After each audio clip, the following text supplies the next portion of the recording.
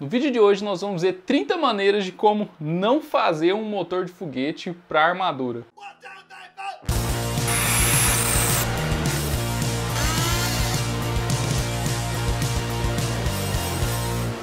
Bom, galera, é claro que 30 maneiras é um exagero, né? Mas foram muitas tentativas, acreditem. Bom, a missão é muito simples. Construir um motor de foguete compacto que tenha um impulso suficiente para que dois deles, né, tenham a capacidade de me levantar com todo o equipamento que vai ter junto ali, né? Então eu estimo que cada um desse aqui vai ter que ter em torno aí de 150 kgf, pelo menos, né? Eu acredito que vai ter até mais, dependendo. Mas se tiver até ali uns 80, 100, já tá excelente, tá? Eu acredito que a armadura final não vai ficar tão pesada, porque a ideia é fazer com materiais leves, né? Alumínio, titânio, coisas do tipo. Mas para os primeiros testes de voo também vai ser até mais simples, porque vai ter apenas o meu peso, né? A gente ainda não vai ter o exoesqueleto ali. Mas vocês não têm noção, galera, do trabalho que tá dando isso daqui. A fabricação desse motor em si, a construção não é tão complexa, né? Como eu já expliquei em vídeos anteriores, basicamente o combustível precisa passar por fora aqui para refrigerar, né? Senão ele derrete. E tem a câmara ali onde ele queima, né? Enfim, se você tiver curiosidade, dá uma acompanhada nos vídeos anteriores aí que eu explico isso melhor. Mas a construção dele em si está sendo muito problemática.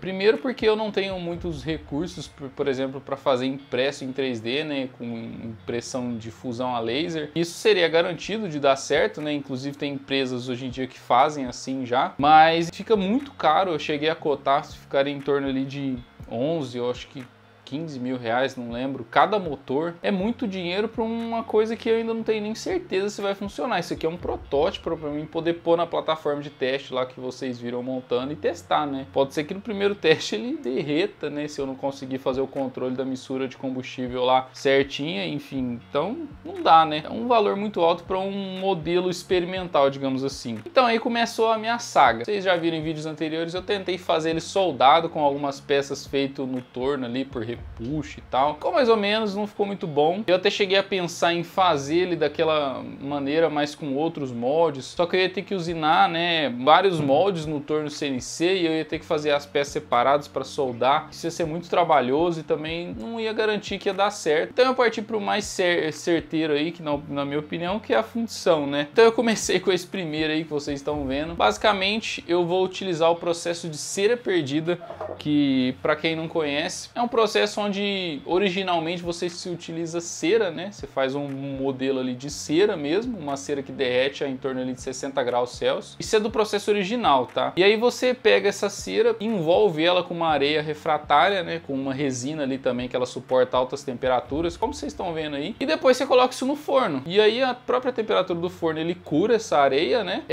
Não é só uma areia, claro, é uma areia com uma resina própria, né? E a temperatura faz com que essa cera derreta e saia do molde. Então você tem um molde pronto ali, né? Com o formato que você quiser, né? Isso é legal desse processo de cera perdida, que você tem muita precisão. Inclusive, os compressores, por exemplo, de turbina de carro é feito dessa maneira e pra vocês pegar aquilo na mão, vocês vão ver que é perfeito, né? E aí a ideia seria combinar alguns processos modernos, né? Com esse processo que já é um pouco mais antigo de cera perdida, como a impressão 3D, por exemplo, né? E então eu fiz primeiramente utilizando resina calcinável, que é uma resina própria aí que utiliza para fazer joias e peças desse tipo, que é uma resina que você imprime numa impressora de resina, não é essa daqui, seria uma impressora igual essa, né, de resina, e a peça fica perfeita, né, todos os mínimos detalhes que tiver vai sair ali, e aí a gente faz esse processo. Só que ao invés de utilizar areia também, que ela é um pouco mais cara e difícil de achar, eu optei por utilizar o gesso refratário, que é o que usa para fazer joias mesmo. Então, basicamente, na época eu não tinha essa impressora de resina, então eu pedi para um amigo meu, Rogério, fazer para mim essas peças aí. Eu comprei essa resina refratária, né, enviei para ele e ele fez esse modelo aí que vocês estão vendo para mim. Basicamente ficou bom a peça em si, né, o motor, como vocês estão vendo aí, ficou muito chique. Só que na época, né, eu não sabia, então a gente não imprimiu os canais de entrada também dessa resina aí. E eu optei por fazer de material impresso na impressora de filamento, o PLA. O PLA ele funde a temperatura até relativamente baixa, só que vocês vão ver aí que deu muito errado. Em primeiro lugar, o que aconteceu? O PLA ele não não deu tempo dele sair e ele carbonizou na entrada do molde. Bom, e nessa primeira experiência eu já descobri várias coisas que, como eu falei, PLA ele carbonizou e ele impediu a resina de sair. E eu descobri outra coisa, a resina calcinável ela não derrete igual um plástico como o PLA. Ela na verdade ela queima, né? Ela queima e evapora. Então, como eu tinha o plástico obstruindo o molde, como ela ia sair de lá? Não tinha como ela sair de lá. Então, o que aconteceu provavelmente foi que ela, além dela não sair, né, ela criou pressão lá dentro, rachou tudo esse molde de gesso. O gesso refratário também é bem caro, então, primeira experiência falha aí, vocês estão vendo aí no vídeo aí, ficou tipo assim, não sobrou nada, não tenho como salvar nada, mas foi bom porque eu já consegui aprender algumas coisas aí. Primeiro, como funciona essa resina calcinável, e eu não deveria usar PLA junto, teria que ser só resina se eu fosse utilizar ela, né? O gesso também deu uma certa qualidade, se a gente olhar assim, quando eu quebrei as partes, né, o que sobrou inteiro estava perfeito, o modelo do motor ali, então realmente ia dar certo se eu não tivesse colocado essa questão do canal ali de PLA, provavelmente teria dado certo, né? Talvez não, porque ainda tinha algumas coisas para melhorar. E aí a saga continua, né? Fiz um segundo molde, dessa vez utilizando só PLA, porque, bom, era teste mesmo, né? Eu não ia ficar gastando essa resina cara aí, então eu resolvi fazer com PLA. Eu já vi alguns canais no YouTube fazendo, funciona bem. O PLA, para quem não conhece, é um material mais comum que a gente usa em impressora 3D, que o ponto de fusão dele é baixo, né? Então, se você coloca no forno, mesmo que ele não é feito para isso, ele acaba derretendo com a temperatura, né? E quando você aumenta mais para poder aquecer antes de despejar o material ali, ele evapora. Então, dá certo também. Não tem a mesma qualidade da resina, mas para fim de testes, né? Então, eu fiz o segundo molde e aí foi onde deu mais errado ainda. Eu acertei na questão do PLA e do gesso. Eu comprei um outro gesso refratário que parecia suportar temperaturas mais altas, né, segundo o anúncio. E nisso ele suportou mesmo, só que eu coloquei no forno ali para aquecer. Eu coloquei em 1200 graus Celsius. E eu descobri que é a temperatura de fusão do material que eu usei para fazer aquela carcaça ali para sustentar, né, o molde. Você parece burro! Ei, mas é burro! Nunca vi uma pessoa burra desse jeito, cara! Eu primeiro tinha usado só um tubinho ali, ele não deu muito certo, então eu usei uma camisa de motor de ferro fundido, e o ponto de fusão do ferro fundido é 1200 graus Celsius, você já deve imaginar. Derreteu tudo lá dentro, né, não teve como salvar mais um molde, esse daí não deu nem pra fundir. Fiz o terceiro, eu já não vou nem ficar mostrando o processo mais pra vocês, porque é basicamente a mesma coisa, né, é imprimir e, enfim, fazer tudo isso daí de novo. Fiz o terceiro, mesma coisa, imprimi outro molde aqui na impressora, daí eu fiz na minha aqui já, imprimi, montei, fundi, não deu certo. O molde rachou totalmente, vazou, né, o material fundido ali, que é o latão. Que é um outro problema, que o ponto de fusão do latão é muito alto. Geralmente quando o pessoal faz na internet, eles fundem alumínio, o ponto de fusão do alumínio é em torno de 660 graus, 600. O latão é quase 1000, então isso aí tava sendo um problema. Mas saiu um pedacinho de uma peça ali, como vocês estão vendo, quase, né? Dá pra ver que dá certo. Fiz o quarto molde, né? Agora, gesso novo, né? Tá bom.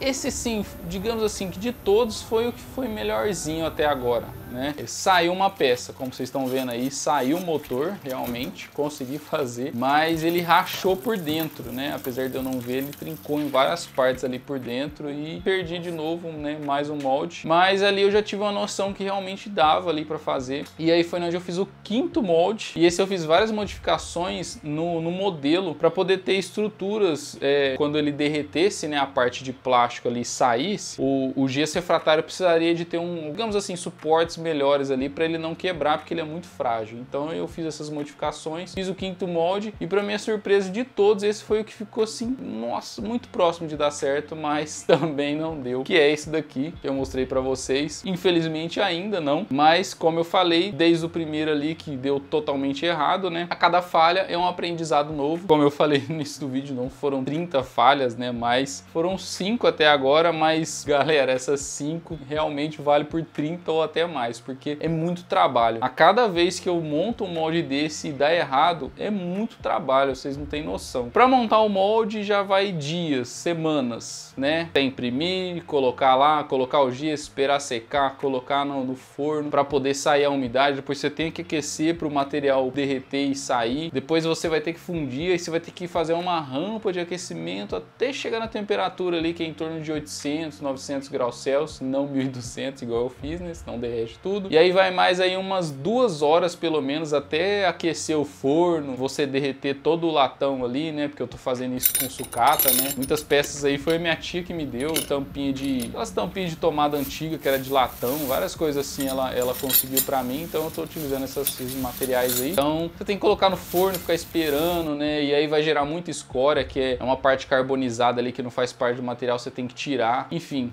é muito trabalho mesmo. Então, assim, já tive muito aprendizado durante esse trajeto, como vocês estão vendo aí, ó, quase deu certo. Nossa, esse aqui passou muito perto, assim, de funcionar. Outra mudança que eu fiz nesse último foi não utilizar o gesso, que eu já tava, assim, revoltado, porque todos estavam tricando, isso já tava me irritando, e vazava tudo, né, e não dava certo, então eu utilizei concreto refratário, pra vocês terem noção, que é o que usa pra fazer o forno. Esse que eu comprei, ele suporta até 1700 graus Celsius, e pra minha surpresa deu certo, só que é difícil de desmoldar. Nossa, eu fiquei várias horas martelando, quebrando, depois com a lavadora de alta pressão jogando água, né, pra poder tirar. Deu pra limpar bem, mas ainda tem vários pontos pra melhorar. E com base nesse daqui, eu acredito que o próximo já vai ser quase certo de eu acertar ali. Algumas coisas que eu vi que precisa melhorar. Primeiro, não dá pra usar o PLA, porque alguns pontos da impressão aí, como vocês estão vendo, ó, aqui, esses defeitos aqui, é pela impressão. O material, ele acaba penetrando, né, nas camadas e ele entra dentro do material. É um negócio assim, mesmo que você faz com preenchimento bom, ele penetra. E aí o que acontece? Quando o plástico derrete, fica aquele, né, o concreto ele entra onde não deveria entrar, né, ou o gesso refratário. E gera esses vários defeitos aí que vocês estão vendo. Uma outra coisa também que eu tive problema foi o PLA mesmo. Eu não sei por que motivo, talvez eu tenha feito uma rampa de aquecimento muito alta. Ele carbonizou dentro do molde e não saiu. Então,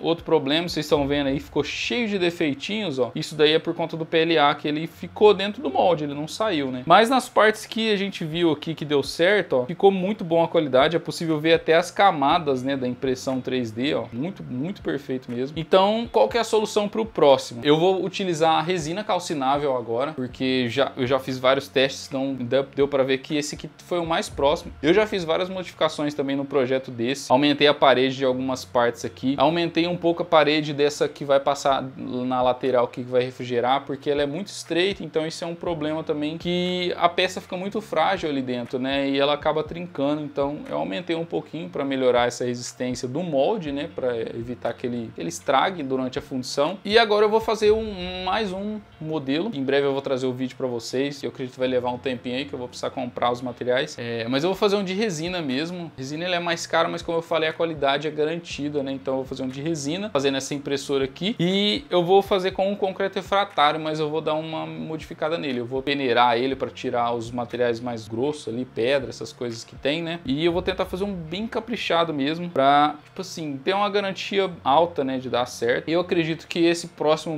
molde aí provavelmente já vai funcionar. E, bom, tá aí, eu combinei de trazer as atualizações para vocês. Esse daqui é um modelo que ainda deu errado, mas eu tô no caminho. Mas é isso. Espero que vocês tenham gostado, espero que vocês estejam felizes, que tá tendo progresso, tá? Olha aqui, ó, o motorzinho quase... Nossa, gente, eu já tô imaginando isso aqui no meu pé, ó. A bota aqui em volta, as válvulas de controle. Vai ficar muito foda, galera. Não, vocês não estão ligados nisso.